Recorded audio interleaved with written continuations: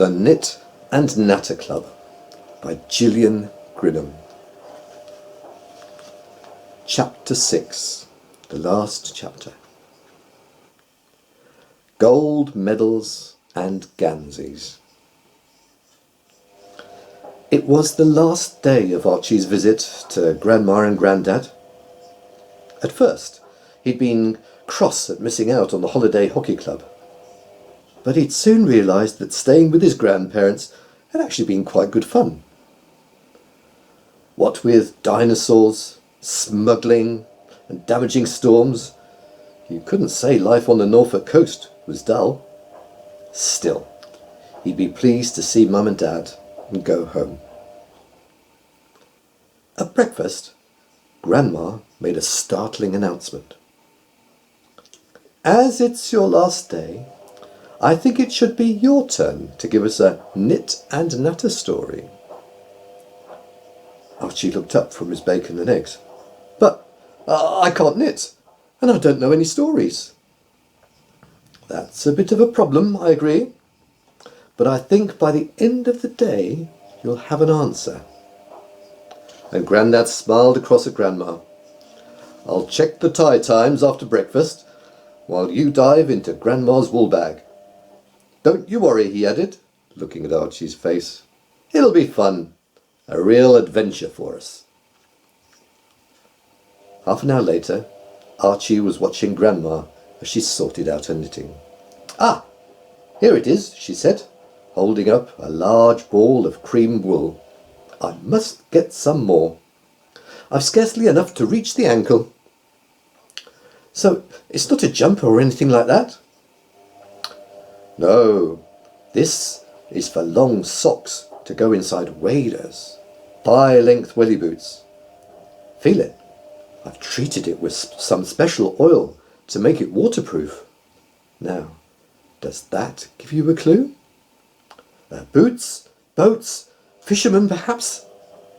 Grandma just smiled. "Okay, young man," asked Grandad from the front door. "Anorak on, first stop. Doctor's steps." Grandad parked the car overlooking Cromer Pier. As they walked down the slope, Archie could see the line of crab boats pulled up along the beach and the slipway. So he was to discover a fishing story? But how was he supposed to do that? To his surprise, Grandad carried on past the small boats and guided him towards the beach beyond. "Step carefully. Follow me on the dry patches of sand. That's right. Now, look over there." At first, Archie thought it was a heap of old sticks, or perhaps a broken groin. But as he peered closer, he could see a mass of tangled, rusty metal. "That, Archie, is the wreck of the SS Fernebo, a Swedish ship full of timber bound for London, January the 9th, 1917. Archie looked thoughtful. "The date? It's important, isn't it?" "You're right. It's during World War I. But let's go to a place where you'll find out all the details. Here, I've got a notebook and a pencil, so you can jot down vital information." Archie felt excited as he followed Grandad. This wreck was certainly a mystery. He was determined to find out more. "There's your man," said Grandad, as they entered a blue and white building overlooking the slipway.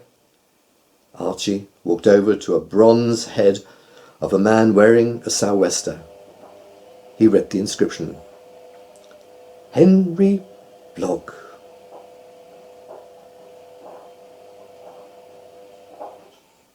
"Coxswain of the Cromer lifeboat." "This is the Lifeboat Museum," said Grandad. "Let's find out what the connection is between Henry Blogg and the ill-fated Fernebo."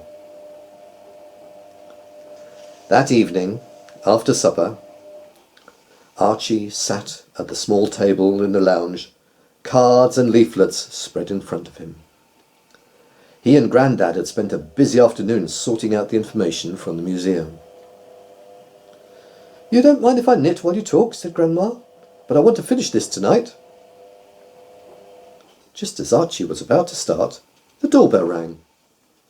"Wonder who that is?" But as Grandad left the room, Archie saw him wink at Grandma. Archie became impatient. He was eager to tell Grandma his exciting story he'd discovered, and now there was an interruption. "Hello, young man. Hope you've not been a nuisance to your grandparents?" And in came Dad. "Grandma rang and said there was an important meeting of some club or other, and I would like to hear a talk." And giving Grandma a kiss, Dad sat down beside her on the sofa. "Well," began Archie, "it's called the Natter Club, and—" Dad laughed. "I know you can natter, Archie, but you certainly can't knit." "Now then," said Grandma sternly, "first rule of the Natter Club is no interruptions. Now, carry on, Archie." Archie showed a picture of a large pair of Wellington boots, and then pointed to a ball of cream wool. "Grandma knits long socks for the men who wear these waders. They are very special men and very brave. Grandad's going to begin the story of an amazing rescue." Grandad held up a postcard. "This is the Cromer lifeboat, the Louisa Hartwell. The date is January the 9th, 1917. 16 men were rescued from the Greek cargo ship, the Pirin, in a fierce northeast gale. The lifeboat crew were exhausted." "Yes," added Archie. "There were no motors in those days. The men had to row the lifeboats. In fact, no one thought that they'd be able to set out in that weather. But Henry Blogg, the coxswain, was determined. Remember what he said, Archie? 'I'll give it a rare good try.' But that wasn't the end," Grandad continued. "Another ship, the Fernebo, carrying timber to London, collided with a German mine. The boiler burst, the chief engineer was washed away, and the ship was drifting dangerously." Archie continued. "Henry Blogg begged the district officer to let him take the Louisa Hartwell out again, and so, only 5 hours after the previous mission, they hauled the lifeboat across the beach and into the raging sea." "But weren't there other lifeboats along the coast who were able to help? Sheringham, for example?" Dad asked. "Both the Sheringham and the Seapoling lifeboats had tried to launch, but the conditions were too bad." Dad picked up a postcard. "Just look at this painting. See the huge waves and those men struggling with the oars. How did they manage?" "At first they didn't. 5 oars broke and 3 were torn away, so they had to turn back," Archie said. "And to think I made a fuss about the blisters on my hand when Grandad took me on the boating lake the other day," he added. Grandad picked up the story. "While the new oars were being lined and fitted, Henry Blogg had been watching the waves. He decided to launch the boat into the flow from the breakwater. This time they were successful, and 11 men were brought back safely." Archie checked his notes. "That means that after 14 hours at sea, 27 men were rescued by Henry Blogg and his brave crew. In conditions that even today, with all the sophisticated equipment, would be extremely difficult," Dad added. "All the men got medals, and Henry Blogg got a gold one, the first of 3 in his career as coxswain of the Cromer lifeboat."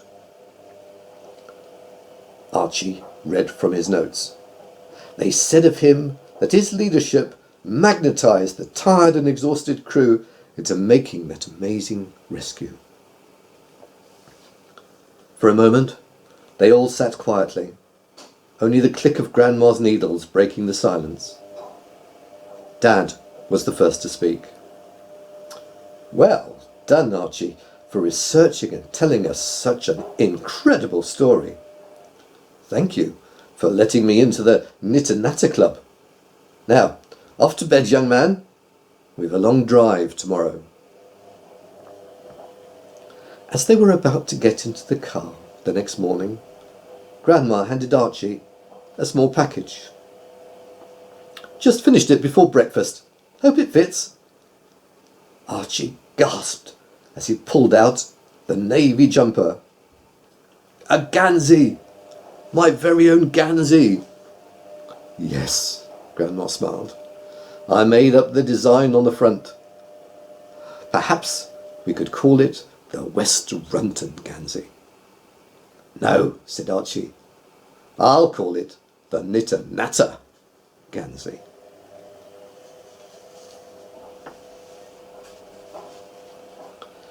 Now a bit about the author.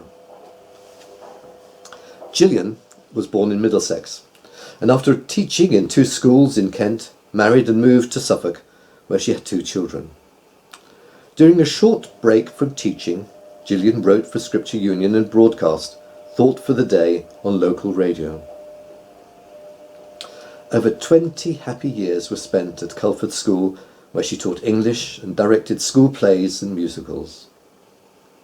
After a short time at Stephen Perse Foundation in Cambridge, Gillian approached retirement with fresh energy and enthusiasm, and returned to writing. She gained an MA in Creative Writing at Anglia Ruskin University, Cambridge.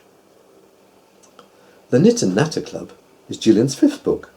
Harriet Hat, a book of stories for children, was published in 2017, and a poetry book, Words on World War I, came out in 2018, both published by Milton Contact Limited.